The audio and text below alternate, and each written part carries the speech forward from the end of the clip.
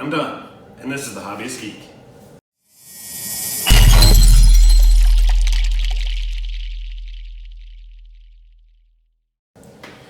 Today is both exciting and nerve-wracking for me. I'm going to be trying something a little bit different.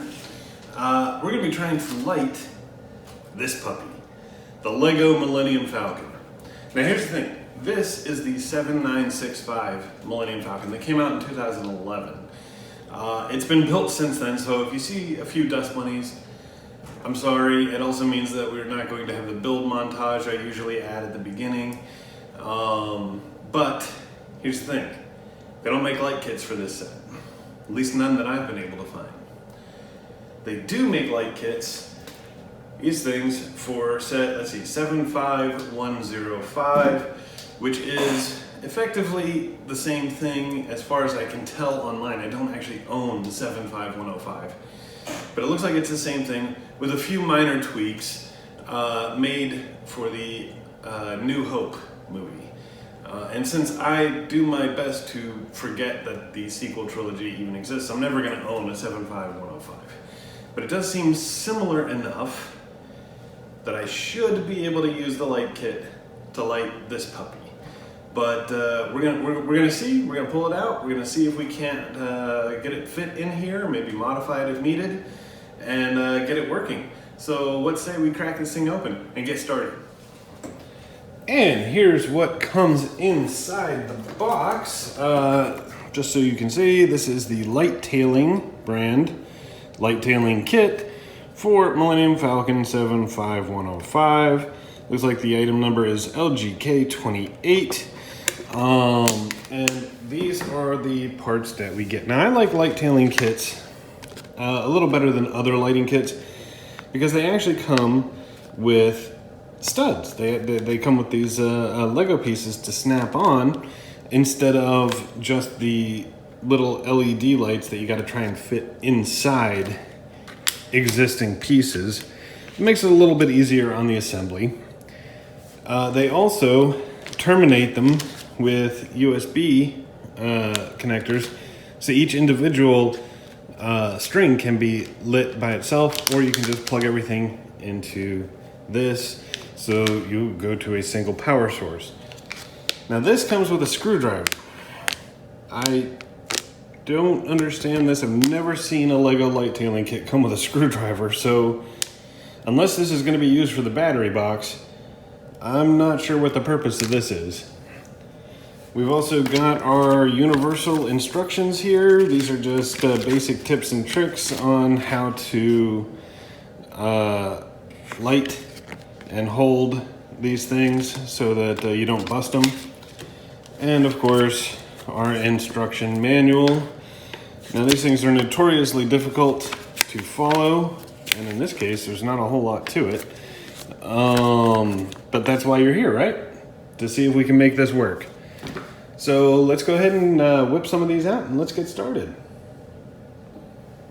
All right, now this actually makes me a little nervous.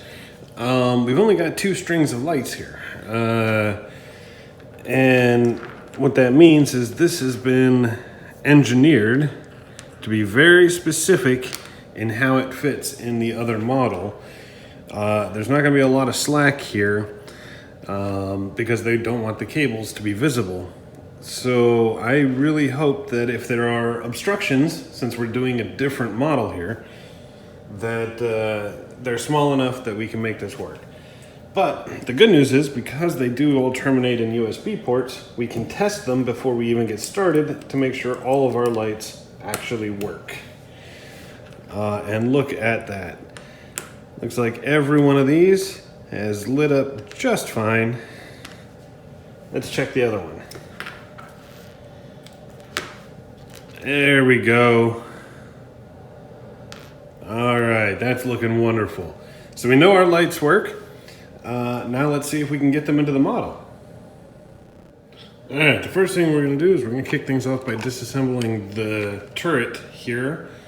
And we're gonna want to pull out this thing. We're gonna wanna take apart the bottom as well. To to make sure that we've got a nice clear path coming all the way through. Okay, and with the bottom cover taken off as well, you can see we've got a hole that goes straight through to the top. And what we're going to want to do is we're going to take this string here that's got, well, what's effectively two separate strings. And you're going to want to make sure that they're separated. And take the one that's got the long black piece here. And that's just going to feed on through all the way. The other one is going to remain out. So I'm going to go ahead and try and shove all these in. There we go. And just for my peace of mind, I'm going to go ahead and try to put this back in place to try and hold things together. You can always take it back off again later if we need to.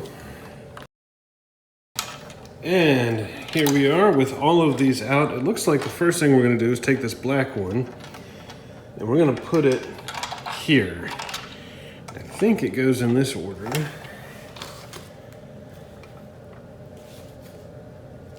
The instructions are insanely difficult to read, but I think it goes with the wire coming out on the right side. And it's going to go right in here on this, just like that. Okay, and with that in place, we can actually take this and we'll string it through the hallway here, if we can.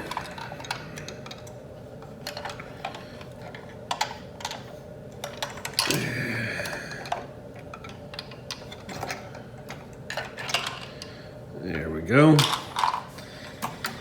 Now, here's where things get a little interesting. This, and this are all supposed to connect to a piece that's going to go right here, except that on this version of the model, that piece doesn't exist. So let's see if we can't find a way to make it happen.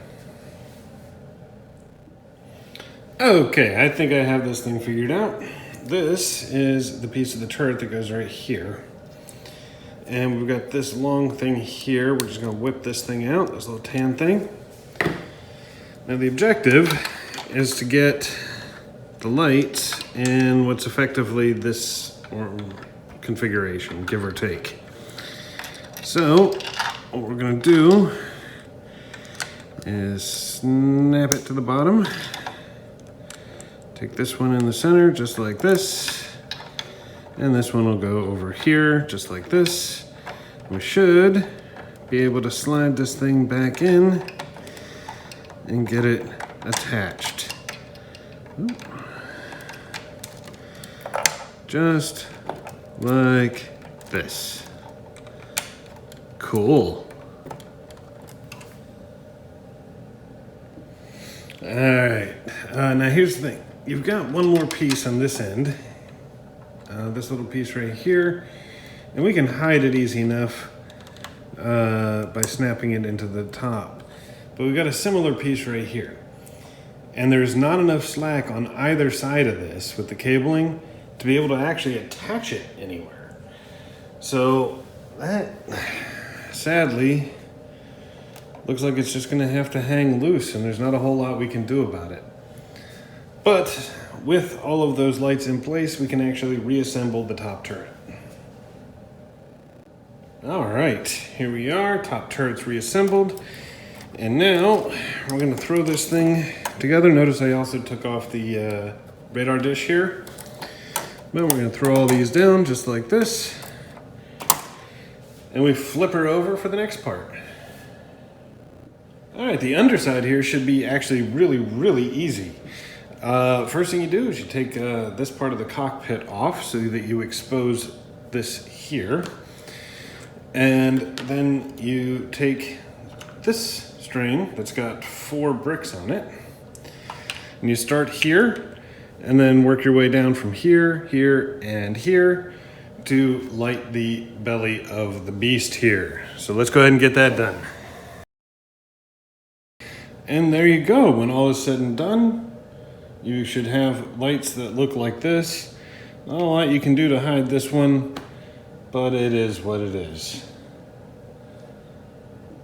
All right, this next part's gonna be fun. You wanna come up here to the cockpit area. We're gonna take off just this little bit right here, okay? And now we're gonna take the new string of lights that we have here, and you'll find the one that's like a clear bit of stud here, and try to make sure everything is untangled because you're gonna want some slack for this bit. But once you do, and you're looking good, there we go. You just pop this right on here, just like that. Make sure the cable is coming out this side so it comes down the back. We can replace this just like so. And then we bring it through and we can put the cockpit cover back on. Okay, I'm gonna see if I can get this on camera. This next part's gonna be kind of interesting. Basically, what we're gonna try and do here is get some lights into here. Now, on the model this set was designed for, there's actually a stud that you can pull up and simply replace. And these are red on the other model. In this case, however, they are not.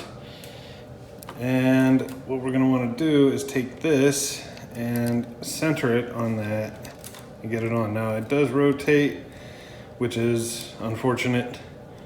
So we're gonna have to keep an eye out for that as we go. If you are into super glue, you can do that.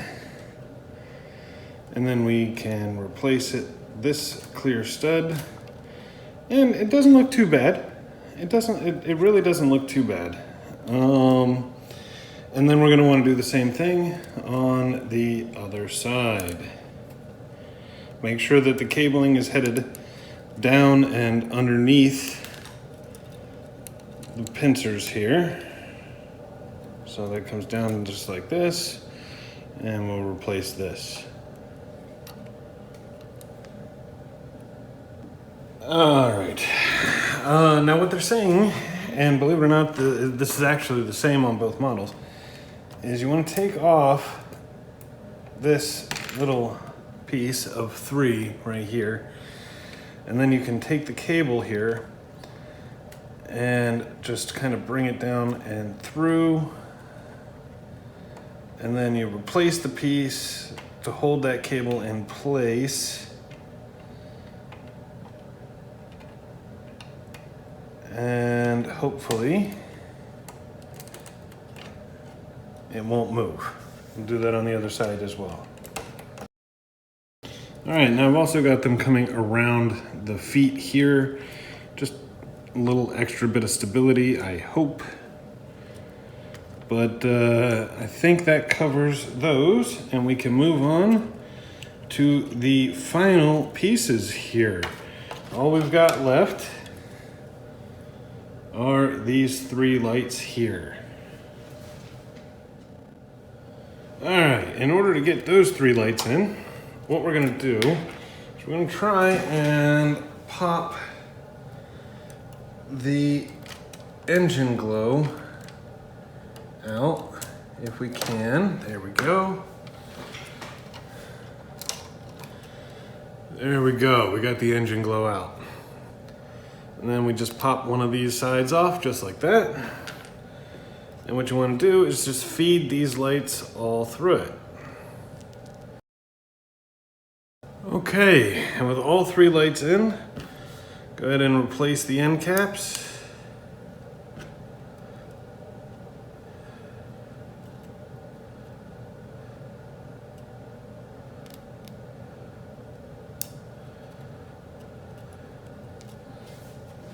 Just like that, and we can, ooh, sorry about the shake there. And we can put it back where it belongs. Okay, light is back where it belongs. Everything's been connected and assembled as far as I can tell. So the only thing left is to put this thing back to the way it was, connect these things up, and let's give it a test run. And here we are. I've gone free camera here so that we can go ahead and show you some stuff. Look at this right here. That is awesome. I love the blue glow of the cockpit with the light on the control panel. Looks like these are going to be flashing red even though those are clear studs, so that works too. Underneath, lots of light underneath. I'm not particularly happy with all the visible cables. I may have to tidy that up a little bit. But still in all, that's really cool. Over here, take a look at that. The engine glow. That is just freaking cool. And then, we can open her up. And you can see all of the light that we have inside. Now, of course, because of the way this particular kit is, all of that light is just coming right from the center and is heading outward from there. But that's actually fine. That's actually fine. There's no extra little details or anything like that inside. Just little light from the center heading out. But all in all, that ended up being easier than I thought it would be. And I really like this cockpit, by the way. So, hey, I think it worked out well. What do you think? Let me know in the comments. And if you liked the video, please remember to like, share, and subscribe. And we will see you next time. Have a great day.